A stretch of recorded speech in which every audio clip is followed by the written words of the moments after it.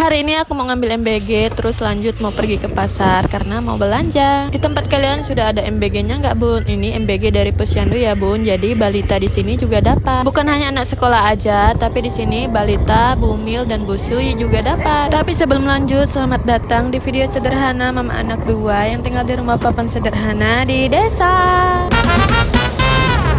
MBG di sini dibagikan setiap hari dari hari Senin sampai hari Sabtu. Tapi jujur agak malas sebenarnya tiap hari ke sini karena jarak rumah dengan tempat pembagiannya ini agak lumayan jauh gitu. Terus jalannya seperti yang kalian lihat itu nggak bagus, sakit pinggang dan perut. Apalagi kalau perginya itu bareng anak. Biasanya aku tinggal satu dan kebawa satu. Tapi kalau misalnya mau dibawa dua-dua, pasti ku ajak suamiku untuk ngambilnya. Untuk waktu pengambilannya biasanya mulai dari MBG-nya datang di tempat ini sampai jam 11 gitu. Nah, di sini kami udah sampai. Aku langsung aja masuk ke dalam dan aku itu bawa tempat karena ini MBG-nya basah atau makanan gitu, guys. Jadi MBG-nya itu nggak dimakan di tempat tapi dibawa pulang gitu. Makanya aku ini bawa tempat. Untuk menu hari ini itu ada ayam goreng gitu, terus tempe dan ada buah semangka. Di sini anakku ketagihan main sampai pas kami udah mau naik motor, dia masih aja main di sendirian di situ. Padahal abangnya sudah duluan naik motor. Nah, setelah bapaknya hidupin motor barulah dia mau naik karena takut ditinggal gitu, guys.